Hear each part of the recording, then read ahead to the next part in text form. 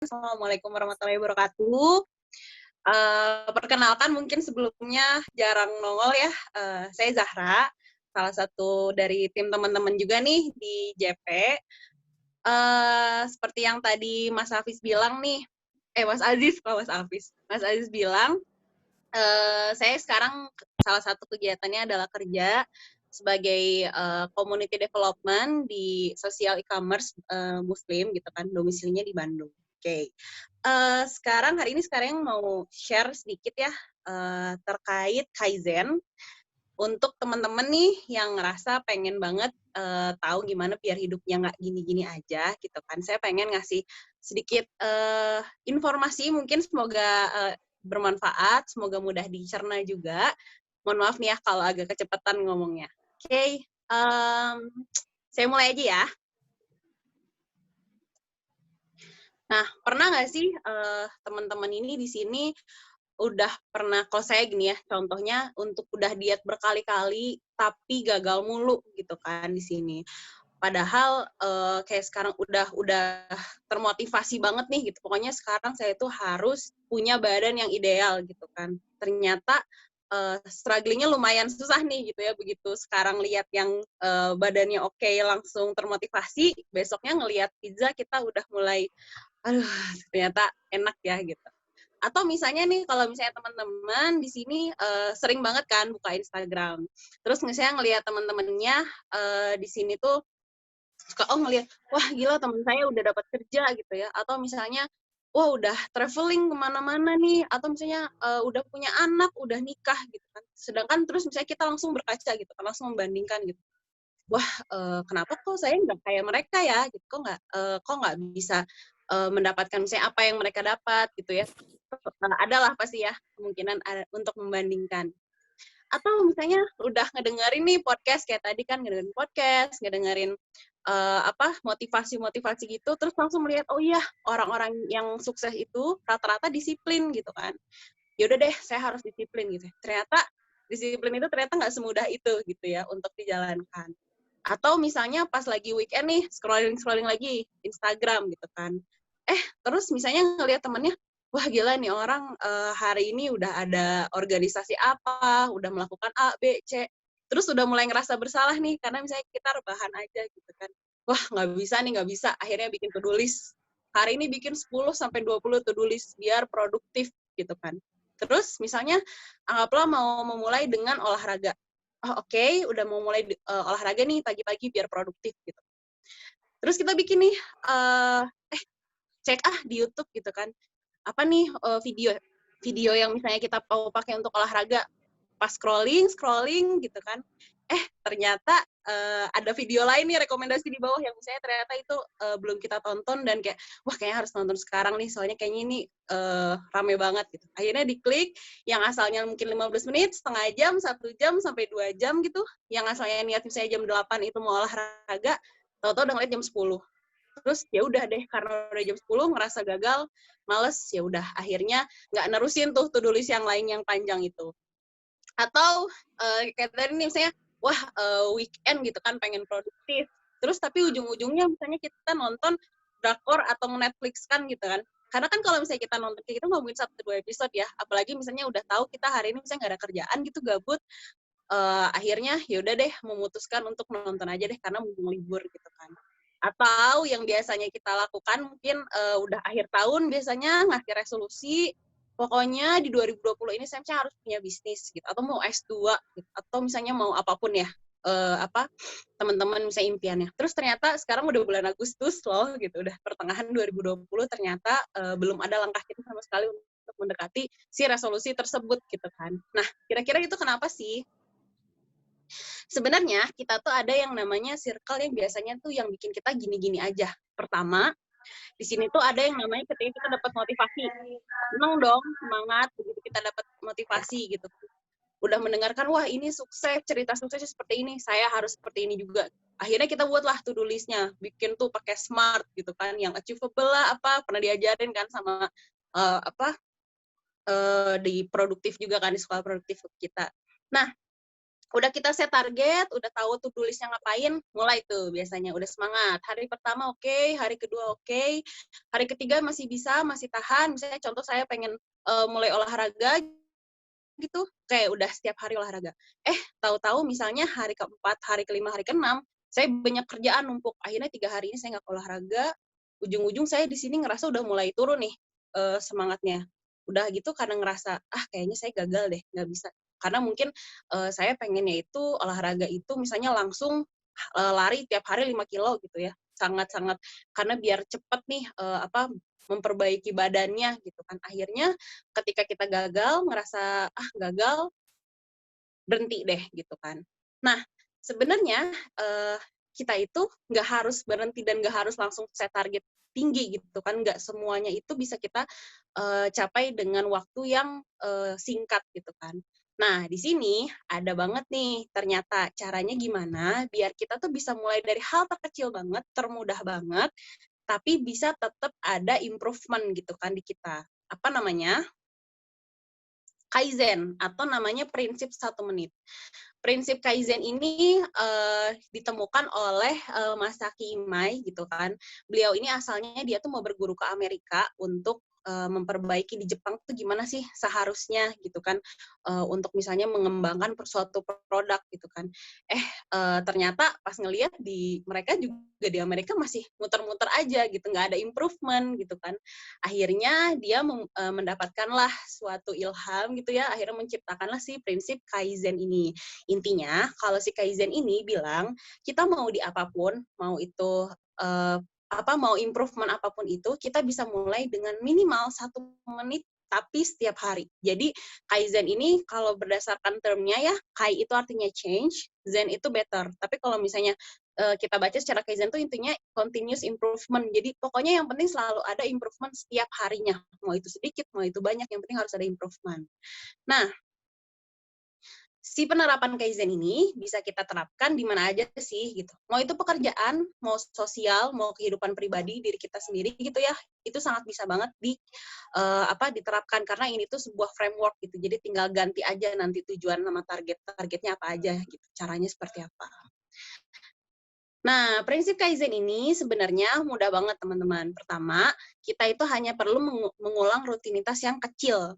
Dan bisa dimulai hanya 1 menit setiap hari. Kebayang nggak sih, kita tuh punya 24 jam. 1 menit itu, ya masih oke lah untuk kita lakukan setiap hari gitu kan. Asal niat. Terus kita tentukan nih, satu waktu yang pasti. Mau dilakukan ini jam berapa gitu kan. Pokoknya terus juga harus fokus pas ngelakuinnya, jangan multitasking, dan juga terus rutin, terus tiap hari gitu kan. Nah, contoh pertama yang bisa kita lakukan apa sih? Kita tentukan dulu, habit apa sih yang pengen diubah? Contoh misalnya saya pengen mulai olahraga setiap hari. Minimal ya 1 menit lah, kayak tadi balik lagi kan, 1 menit setiap hari. Nah, contoh misalnya 1 menit ini saya mau ngapain? Terserah, mau push up, mau plank gitu. Pokoknya tapi harus setiap hari dan harus jam 6 pagi. Kenapa? Supaya ya pokoknya ingat aja setiap jam 6 saya harus plank gitu atau saya harus push up. Nah, itu disesuaikan aja ya sama schedule-nya teman-teman gitu kan. Selanjutnya, kita itu nanti kan akan mencoba untuk terus-terusan melakukan setiap hari. Karena ini dianggap mudah, sehingga kita itu juga nggak ngerasa keberatan untuk melakukan, toh cuma 1 menit gitu kan. Nah, sehingga kita tuh akan ada yang mendapatkan namanya sense of progress. Ketika kita ngerasa nih to-do list kita ini di-checklist-in, itu kan ada ngerasa ketagihan. Wah, ternyata saya bisa nih. Akhirnya karena ngerasa ketagihan, ngerasa 1 menit sih udah bisa, naik deh 2 menit, 3 menit gitu. Naiknya jangan langsung kayak setengah jam atau 1 jam setiap hari ya, pasti nanti mundur lagi kayak tadi. Tapi kita coba aja sedikit demi sedikit, yang penting konsisten. Ingat, kunci utamanya itu adalah ketika kita konsisten melakukan si 1 menit ini atau mungkin nanti udah nambah lagi, pokoknya setiap hari sesuai dengan nanti kemampuan kita udah sampai mana. Karena kan pasti kemampuan daya juangnya kita itu pasti akan terus bertambah ketika kita terus melatih gitu kan. Kayak lari misalnya kalau awalnya 5 kilo itu bisa ngos-ngosan karena udah sering, nanti mungkin ngerasa biasa aja gitu. Mungkin nanti harus 10 kilo dulu baru ngos-ngosan. Nah, contohnya kayak gitu. Nah, untuk kita mulai si Kaizen tadi, kita harus tentukan apa sih kenapa kita mau mulai hal ini gitu kan. Kayak saya contoh di sini kenapa saya mau olahraga, karena saya pengen tubuh saya, sehat gitu kan, supaya nggak, potensi untuk kena penyakitnya lebih menurun lah gitu kan. Minimal kalau misalnya saya bisa makan, aneh-aneh gitu, tapi saya bakar lagi misalnya kalori saya sama, lari atau misalnya kegiatan-kegiatan lain yang bisa bikin saya lebih, fit. Kenapa?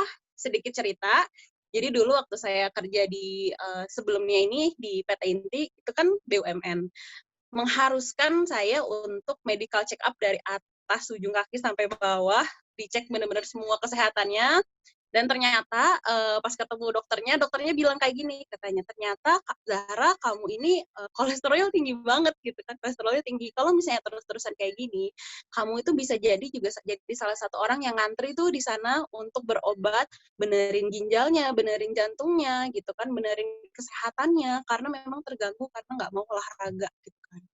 Oke, saya udah menemukan kenapa saya harus mulai olahraga, next-nya apa?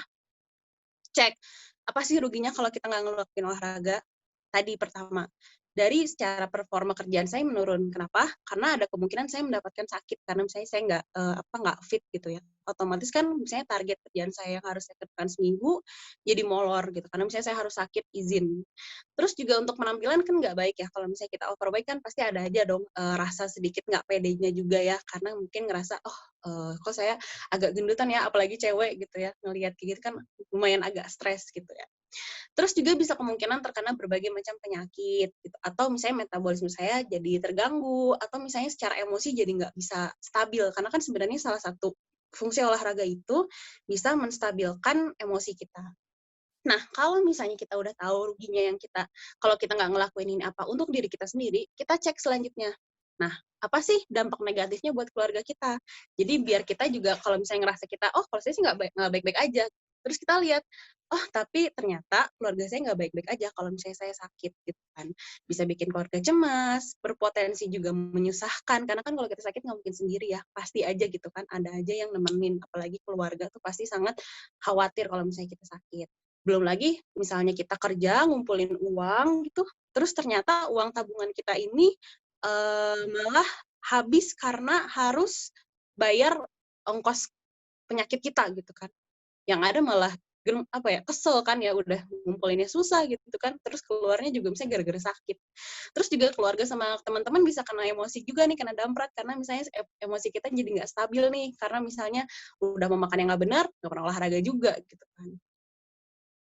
Terus ketika kita udah tahu, bahwa hal itu tidak baik jika kita diteruskan, ya udah berarti kita udah setuju setuju banget untuk melakukan itu, udah, yakin banget next-nya kita harus tulis nih, habit penggantinya apa sih. Contoh misalnya dulu saya rebahan sambil nonton YouTube gitu. Nah sekarang diganti, rebahannya sambil misalnya sepedahan statis gitu ya di rumah. Jadi tetap bisa nonton YouTube-nya, tapi ada plus olahraganya. Cek juga keuntungannya apa aja, banyakan keuntungannya atau kerugiannya. Contoh kalau di sini keuntungan saya pertama secara badan jadi lebih enak, emosi jadi lebih stabil, lebih sehat juga untuk badan, bisa mood saya lebih baik, karena kan dari olahraga itu dia ngeluarin endorfin ya, bikin kita seneng juga. Terus bisa mencerahkan muka.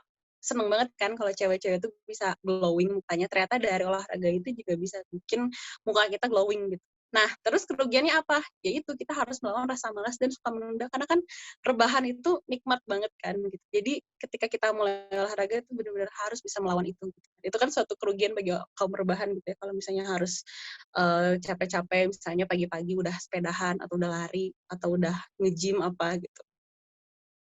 Tulis juga punishment kalau misalnya kita nggak ngelakuin. Contoh misalnya nih, ketika saya nggak ngelakuin olahraga ini tadi setiap hari itu, saya harus misalnya ngasih uang 50.000 gitu, karena mungkin 50.000 bagi saya itu udah lumayan besar gitu ya. Kasihlah entar misalnya buat, traktir temen kek, atau misalnya ngasih ke pengemis atau ke pengamen atau siapapun gitu kan, yang penting, punishment-nya ini tuh yang kayak bener-bener kita hindari deh kalau bisa jangan sampai kayak gitu. Dan di sini pun juga kita harus banget belajar disiplin untuk, setuju juga dengan punishment-nya kita gitu, bahwa kalau misalnya kita nggak melakukan punishment ini ya sama aja sih, bohong juga gitu ya. Akhirnya kita ya udahlah nggak usah dikerjain terus nggak usah ngelakuin punishment, ya akan balik lagi ke circle yang tadi itu, yang jalan di tempat itu. Nah selanjutnya berikan reward ketika kita udah berhasil konsisten sampai 21 hari. Contoh misalnya saya senang banget nih makan all you can eat. Kalau misalnya saya selama 21 hari ini nggak bisa konsisten, makanya saya nggak boleh nih. Bisa jadi salah satu tadi ya, punishment juga. Tapi ketika saya berhasil, berarti saya boleh dong makan all you can eat gitu kan. Atau misalnya pengen apa kayak makanan lain yang kita, misalnya udah, pengen banget nih makan ini, harusnya melakukan sesuatu hal yang mungkin nggak bisa dilakukan ketika kita lagi komitmen terhadap hal tersebut yang kita mau nanti set targetnya itu. Selanjutnya, kita bisa bikin juga public commitment. Apa sih public commitment? Contoh misalnya kalau saya itu dengan ikut komunitas lari. Akhirnya kan ikutan yang namanya waktu itu tuh Pocari Sweat, itu ada maraton yang kayak gitu-gitu ya. Nah, saya mulai dari 5K dulu gitu kan.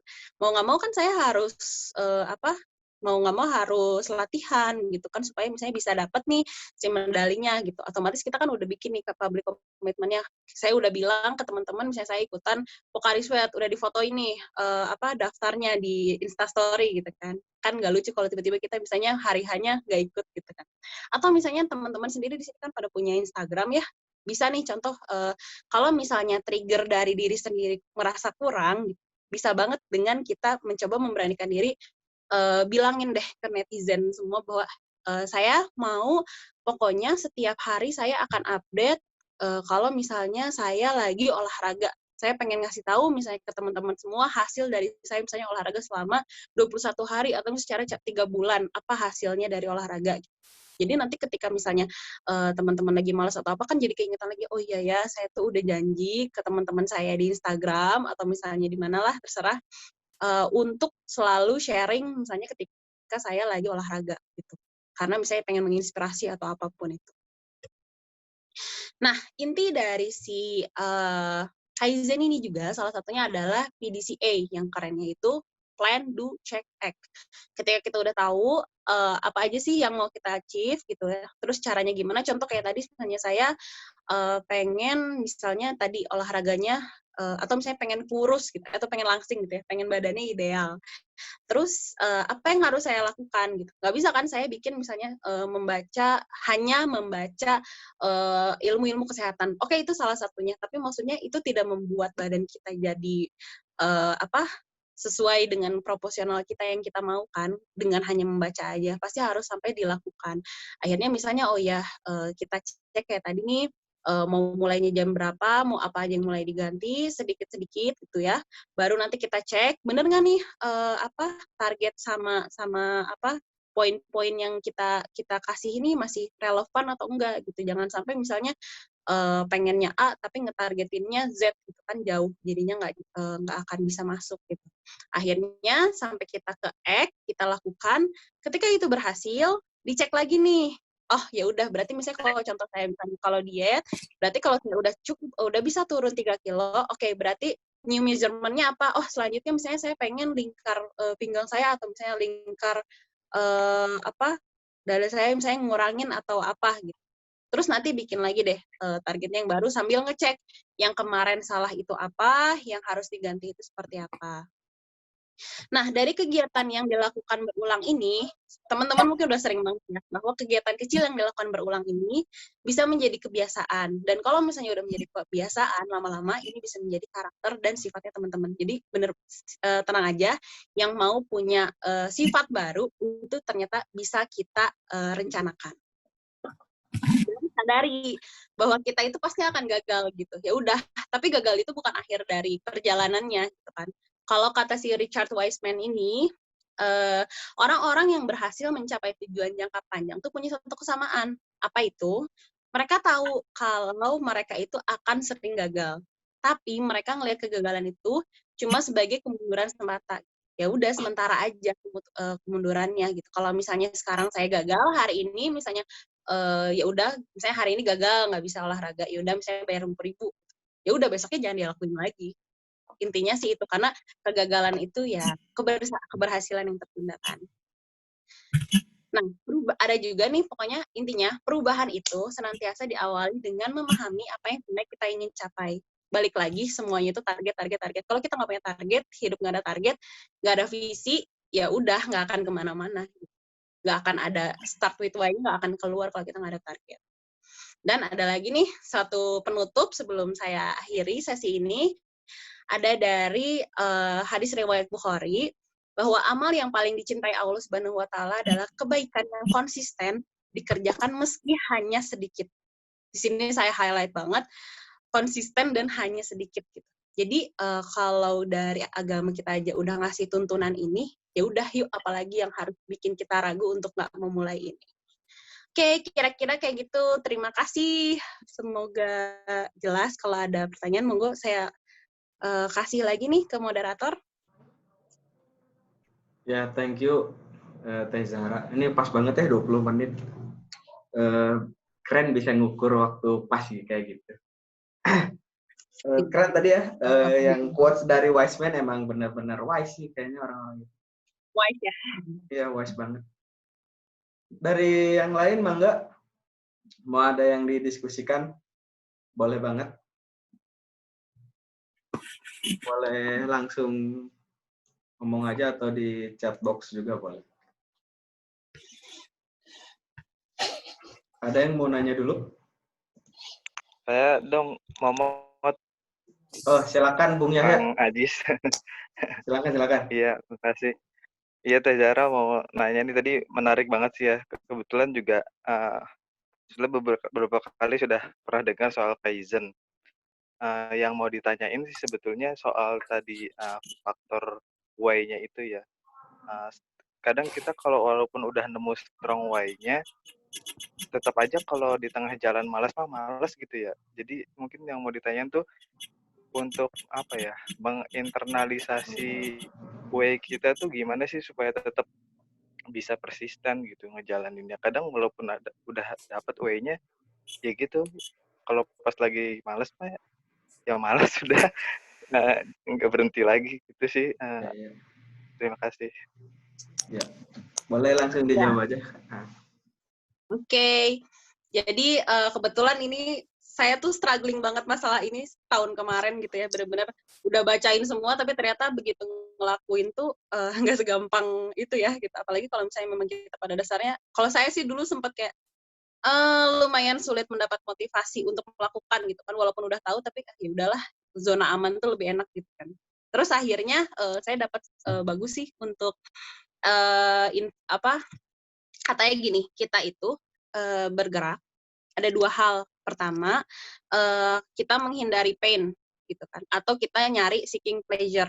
Nah, sebenarnya yang paling kalau buat saya akhirnya yang membuka mata itu adalah ketika kita menghindari pain. Gitu kan. Ketika misalnya saya tahu kalau misalnya saya nggak mulai olahraga itu, ketika udah tahu bahwa misalnya ternyata saya kolesterolnya tinggi gitu waktu itu, terus misalnya udah mulai ngerasa ada gejala-gejala, nah di situ baru ngerasa kita mulai mau untuk memperbaiki. Kalau saya biasanya, kalau saya males, saya tulisin. Males itu kan ada macam-macam ya, nggak cuma sekedar males gitu. Bisa aja kita tuh males tuh karena menghindari, karena kita takut kalau mulai. Contoh misalnya, saya pengen bisnis, tapi saya misalnya takut gitu kan. Sebenarnya saya itu menunda tuh bukan karena saya males, tapi emang saya takut. Nah biasanya saya catetin tuh, selalu ingetin lagi gitu kan, bahwa kenapa saya memulai ini gitu kan, kenapa saya pengen kayak gini gitu. Atau misalnya dulu saya biasa aja lah, saya kayak nggak mau misalnya ngumpulin uang banyak-banyak, ya udah seadanya aja gaji. Terus ternyata corona datang. Terus ternyata saya membaca salah satunya lagi adalah dengan cara kita mencari ilmu lebih terkait keuntungan kita mendapatkan itu apa.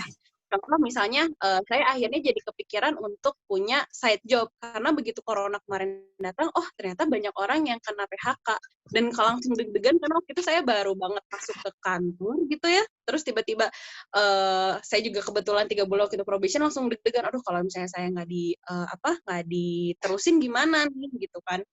Akhirnya baru mikir lah.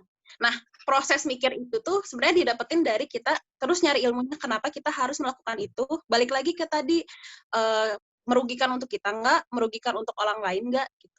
Karena kalau yang namanya malas tuh pasti ada setiap orang gitu kan, tadi balik lagi, pasti akan ada masa kita tuh malas, kita nggak mood. Tapi intinya balik lagi, karena kita udah jelas targetnya mau apa, ya udah kita hari ini ya udahlah istirahat dulu gitu kan, baru nanti besok mulai lagi.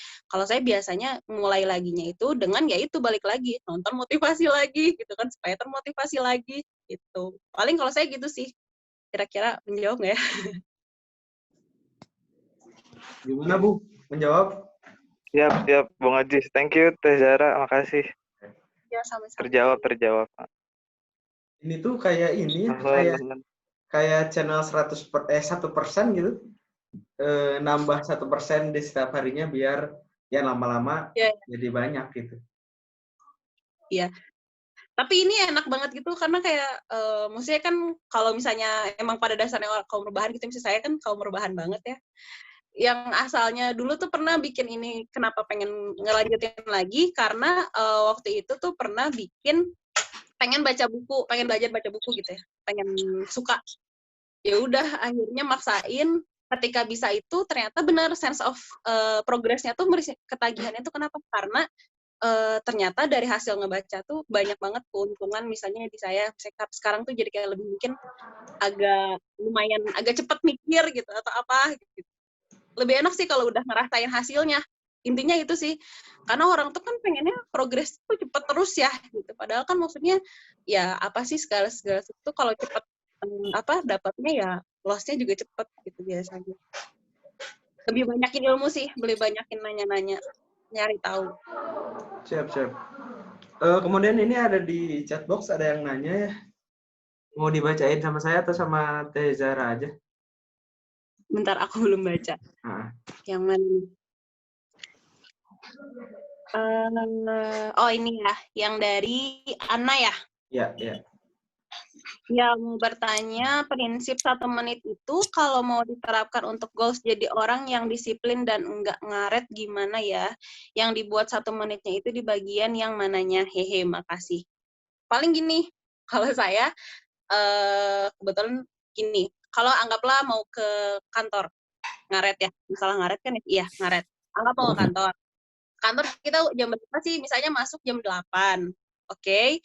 Terus kalau misalnya udah tahu jam 8, kita ngaret itu gara-gara misalnya bangun jam berapa nih? Misalnya anggaplah gara-gara bangun jam 7, setengah 7 gitu ya. Nah, kita udah tahu nih, pokoknya kalau kita bangun setengah 7, udah pasti nyampe jam 8 itu udah pasti akan nyampe lah gitu istilahnya. Ya udah, misalnya dari jam setengah 7 itu, misalnya nyampainya tuh jadi jam 8.15. Oh, berarti kan kita sebenarnya udah tahu ya. Oh, berarti kita tuh dari mulai siap-siap bangun sampai perjalanan itu butuh waktu misalnya 1,5 jam lebih, berarti kan ya hampir 2 jam gitu ya. Dari mulai siap-siap sampai misalnya nyampe kantor, kan misalnya kantornya jauh.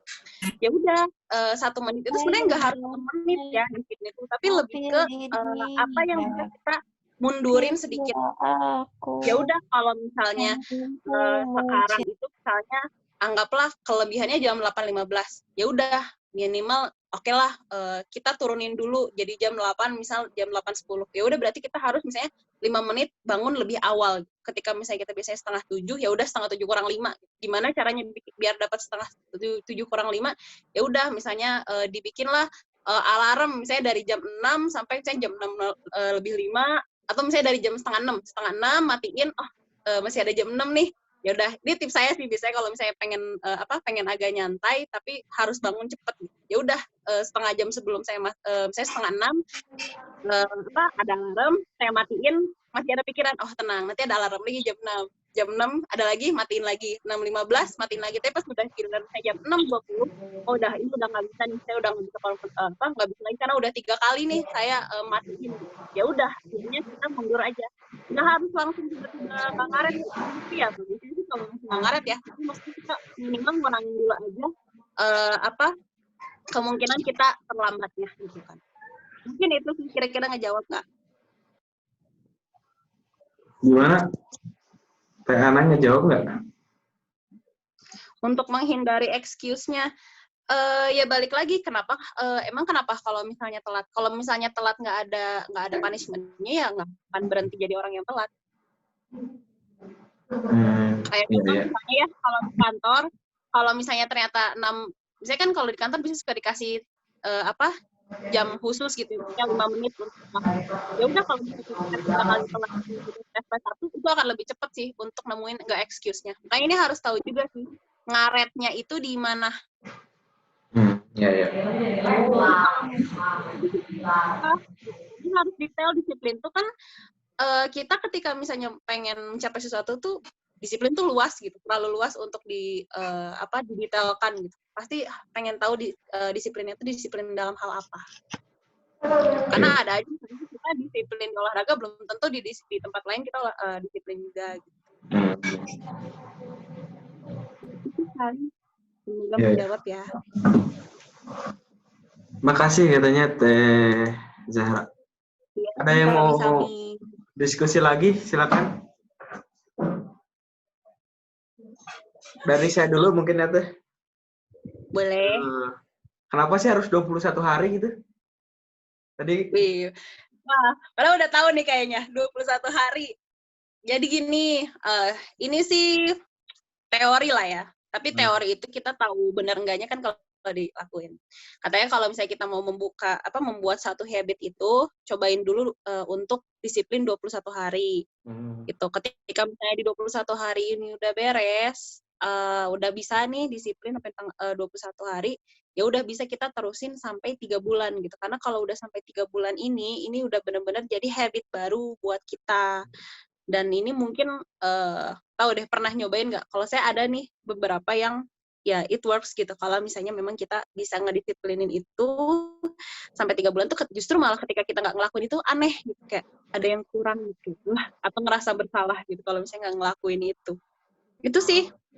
Iya. Ya soalnya saya juga kan sempat bikin habit gitu ya. Saya belajar dari Austin Kleon, dia bikin Don't Break the Chain gitu. Jadi di setiap hari, setiap kita udah ngelakuin kebiasaan baru itu, di checklist tuh di tanggal itu. Nah dan saya sebulan setengah lah gitu. Ya kesananya jadi gitu lagi, jadi nggak kejalanin lagi, mungkin karena belum 3 bulan ya, jadi belum jadi habit saya. Benar, saya juga sama. Kalau udah kayak cuman belum 3 bulan tuh pasti balik lagi ke yang lama sih. Apalagi nih diet nih, enggak banget.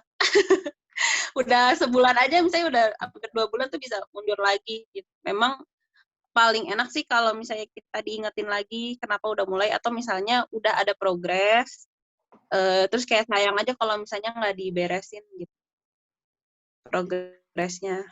Siap. Menarik. Mangga dari yang lain. Masih ada yang mau didiskusiin? Waktu masih lama nih.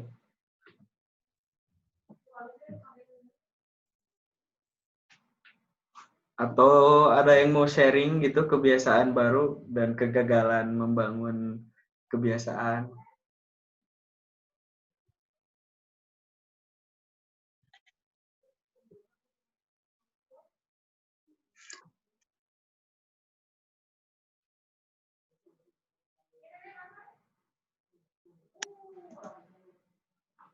Ya semangatin aku, semangat Teh Nabila Hasifah. Semangat Teh Nabila. Saya boleh nggak kalau buat kebiasaan baru nggak satu aja gitu? Saya pernah bikin langsung beberapa. Ada yang works dan doesn't works. Kenapa? Karena yaitu balik lagi yang namanya membuat kebiasaan itu kan kita harus fokus. Sebenarnya boleh aja gitu. Kalau saya sih ya pribadi masih bisa lah kalau nggak terlalu banyak. Kayak misalnya 2 hal. Tapi pastikan ketika kita lagi fokus, ketika kita sedang memutuskan untuk melakukan sesuatu itu fokus. Jadi benar-benar kalau misalnya contoh ya tadi yang lari itu semuanya tuh benar-benar harus disiapin. Contoh misalnya kita nanti larinya mau setiap jam berapa, misalnya atau olahraganya mau setiap jam berapa, mau hari apa aja, terus bajunya mau pakai baju apa, kita siapin misalnya seminggu ke depan itu bajunya seperti apa. Nah terus misalnya saya juga pengen sambil tadi misalnya nambah kegiatan barunya tuh pengen baca buku, ya udah nanti kita tentuin lagi, oh misalnya jam 6 saya udah dapet nih kebiasaan jam 6 saya adalah misalnya olahraga. Jadi kita bikin lagi kebiasaan barunya. Berarti misalnya saya pengen baca buku, ya udah baca bukunya setiap kapan, misalnya 3 kali, setiap apa. Kalau saya dulu cukup 10 menit setiap hari untuk baca buku.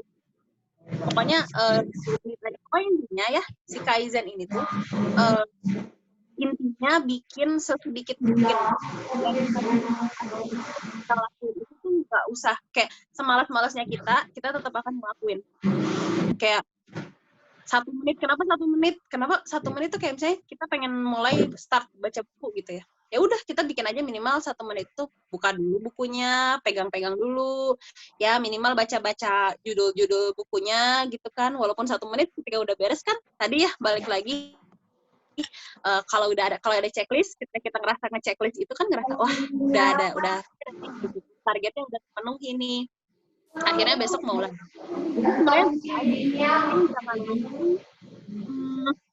pengen berubah terus langsung bikin suatu kebiasaan itu langsung benar-benar yang ekstrim gitu. Kayak misalnya kalau dia tuh langsung tiba-tiba ngeganti semua makanannya langsung pakai sayur, buah gitu. Padahal udah dikit-dikit aja dulu dari misalnya ya udah dari misalnya makan pagi saya harus sehat, ada gorengan, atau kalau makan gorengan biasa 5 jadi 4 atau jadi 3, jadi 2, jadi 1.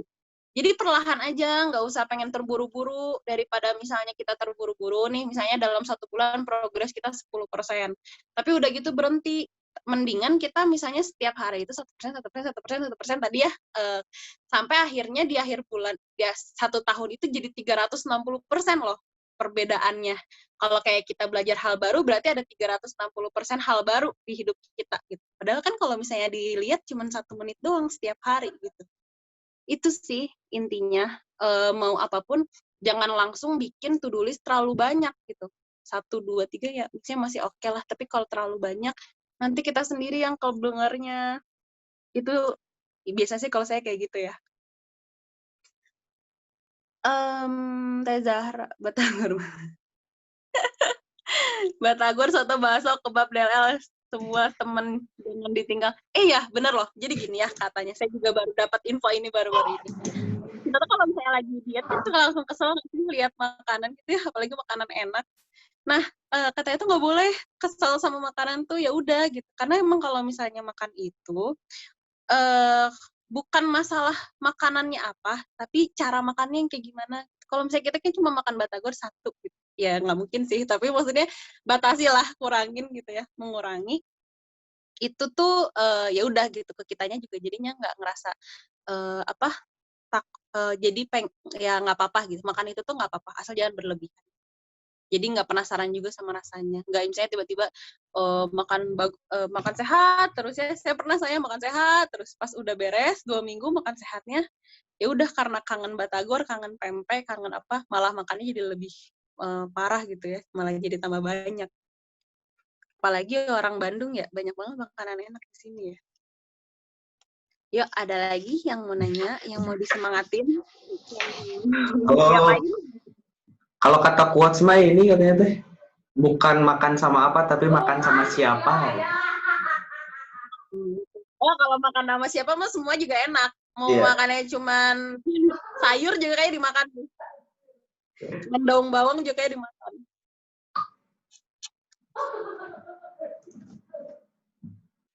Jam 9. Aduh. Ya, silakan yang lain. Masih ada yang mau didiskusiin?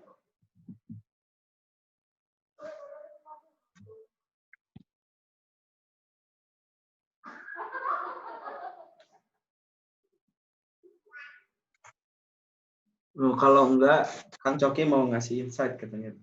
Masih ada?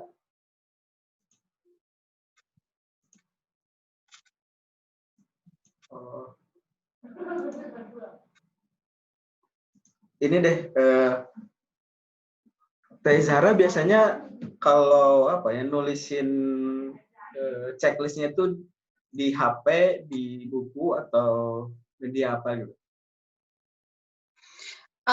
Kalau untuk target besarnya, biasanya aku tulis di buku. Tapi untuk yang kayak setiap harinya itu di handphone supaya gampang, tinggal checklist gitu. Dan itu emang seneng banget sih begitu itu ke checklist. Bahkan kalau aku tuh kadang ya, misalnya kalau buku gitu, misalnya kayak tiap hari harus baca buku. Nah, misalnya ternyata aku 3 hari ini misalnya nggak baca karena misalnya capek banget. Atau misalnya 5 hari nggak baca. Ya udah nanti tuh dipulin di hari Sabtunya gitu. Ya udah misalnya berarti 50 menit, berarti harus 1 jam tuh hari itu untuk misalnya kita nanti checklistnya ditambahin karena misalnya udah ngelakuin tapi akhirnya disatuin waktunya. Oh, biasanya gitu kalau misalkan hari ini belum sempat baca ditambahin buat hari esoknya. Tapi sebenarnya nggak bagus sih jadi numpuk ya, malah jadi malas. Tapi ya itu balik lagi ke targetnya sih kalau emang kayak udah pengen tahu, apalagi kan kalau misalnya kayak baca tuh kayak pasti ada informasi yang kita pengen tahu kan, kayak dari buku itu apa. Udah mau nggak mau pasti ada aja sih waktu kayak pengen baca atau bisa apapun. Oke. Menarik. Mangga dari yang lainnya?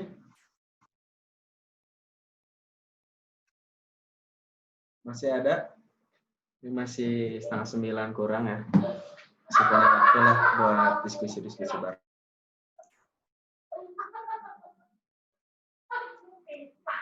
Kalau nggak ada, mungkin langsung ke Kang Coki aja ya.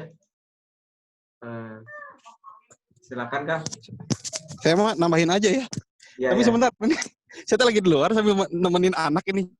Saya lagi ngejar-ngejar anak saya sebentar. Jadi videonya nggak saya nyalain juga. Sampai sini.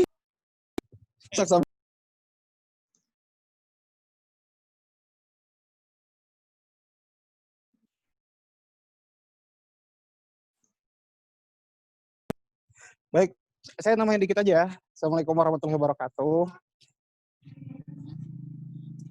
Halo, kedengeran? Waalaikumsalam. Iya, jadi sebenarnya apresiasi dulu ya, materi hari ini sangat menarik ya. Kaizen, sesuatu yang sebenarnya mungkin sebagian pernah dengar, cuman ini jadi reminder aja lah buat kita juga yang mungkin pernah dengar gitu ya. BTW buat Rebo, semangat ya yang lagi tipes. Ini disemangatin biar tipesnya hilang ya kan? Nah, saya mau sharing sebenarnya kalau insight dari saya begini, bahwa sebenarnya Kaizen itu konsep yang bisa kita pelajarinya adalah bahwa ternyata perubahan itu progresif gitu ya. Perlahan tapi yang penting progresif. Itu perubahan tuh gitu, nggak instan. Nah, jadi yang menarik ini saya juga baru ini saya bahas Kaizen di konsep saintifiknya ya, biar masih kerasa anak biologinya. Nanti anak kamu sebagai dokter gigi tolong dikoreksi ya kalau ada yang salah ya. Maklum saya biologinya pas-pasan. Jadi yang namanya aktivitasnya kenapa pelan-pelan ya? Jadi saya akan ngambil contoh, ini nggak cuma dalam urusan kebaikan, hal baik, tapi hal buruk juga ternyata itu bisa ada kaizennya sendiri hal buruk itu. Contohnya begini, kita ambil kasus nonton pornografi ya. Nonton pornografi itu kan kalau orang nonton itu kan menimbulkan hormon dopamin dalam tubuh lah, memunculkan dan kesenangan gitu. Tapi yang namanya hormon dopamin konsepnya begitu. Kalau dia udah melakukan sesuatu ya hari ini gitu ya, melakukan sesuatu muncul dopamin, besok melakukan hal yang sama tidak keluar itu. Jadi dia perlu stimulus baru yang lebih tinggi lagi untuk memunculkan hormon dopamin. Sesimpel ini lah, kita dapat coklat, gitu kan? Kita dapat coklat enak, tapi besok dikasih coklat lagi nggak sesenang pertama gitu. Perlu coklat yang lain yang lebih enak. Nah, maksudnya kayak gitu. Jadi kalau dalam konsep negatif ya, yang nonton pornografi itu begitu. Nah, makanya banyak orang yang semakin adiksi dan lain-lain. Nah, dan ternyata yang menarik adalah tubuh manusia itu dia akan membuat standar-standar baru. Jadi kayak begini. Kalau saya dulu makan coklat 1 potong itu enak, besoknya enggak gitu. Nah, ada standar baru dalam tubuh tuh. Oh, nggak bisa nih, harus lebih banyak lagi atau cari yang lain rasanya, atau yang harus meningkat gitu. Nah, jadi intinya apa? Tubuh itu akan memiliki standar baru lah gitu dalam melakukan perubahan itu. Yang disebut dengan kalau istilahnya homeostasis lah. Apa istilahnya standarisasi dalam tubuh gitu lah. Nah, ternyata gitu melakukan kaizen kalau dalam konsep kebaikan ya, misalnya olahraga, baca, lalu misalnya kita mau jadi disiplin, itu kan sebenarnya mengubah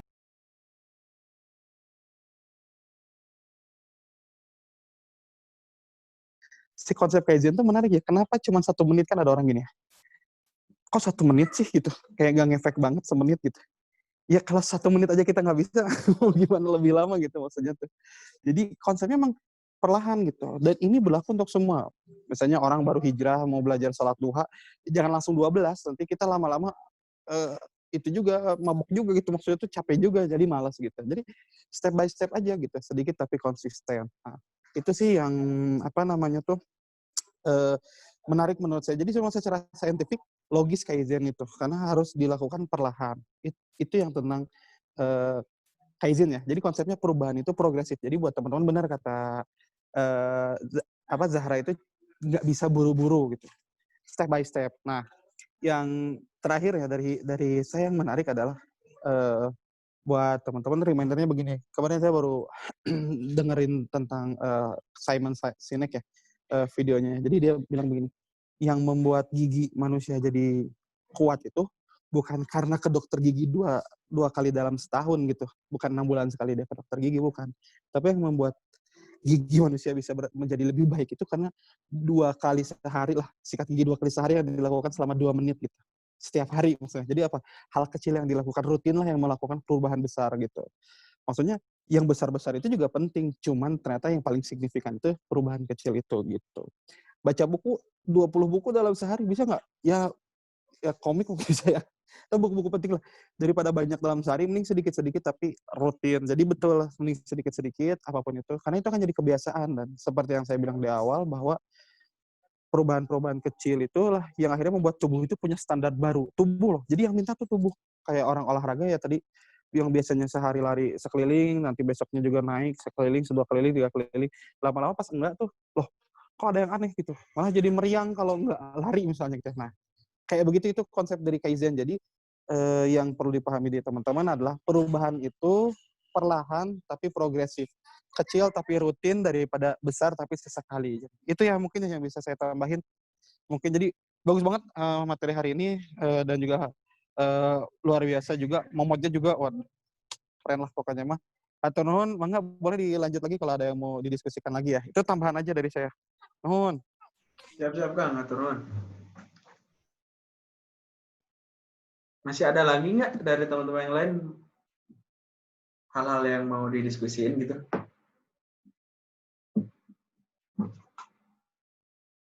Kalau belum ada, buat Teh Zahra ada hal yang mau diomongin tapi belum sempat diobrolin tadi? Silakan. Apa ya? Bingung. Intinya sih semua tuh intinya gini, kalau misalnya untuk sampai melakukan itu malas banget, misalnya contoh apa ya, pengen membuat satu kebiasaan, anggaplah misalnya baca buku gitu ya, males banget gitu, pokoknya udah tahu gitu kan, baca buku tuh bagus. Gimana minimal ya udah 1 menitnya teman-teman bisa dipakai dengan misalnya mendengarkan terus aja video motivasi terus aja sampai nanti akhirnya kita termotivasi sendiri untuk ngelakuin itu gitu. Mungkin itu sih. Jadi kalau ada satu hal ya yang menurut kita pengen pelajari, kenapa kita harus mempelajari itu gitu misalnya bukan hanya mempelajari tapi sampai tahap melakukan. Karena kalau mempelajari itu orang senang pada dasarnya ketika punya ilmu baru gitu kan. Tapi begitu melakukan itu kan effort-nya lumayan ya. Kita dengerin webinar aja belum tentu kita kerjain kan. Tenang gitu. Nggak sendiri kok.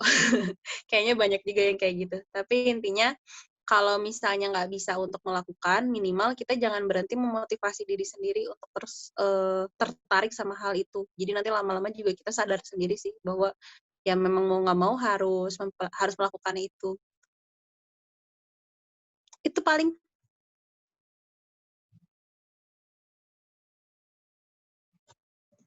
Oke, atur nuhun Teh Zahra buat closing statement-nya. Kalau nggak ada lagi, kita cukupkan ya buat diskusi malam hari ini karena kata Kang Coki malam ini nggak ada pengumuman gitu.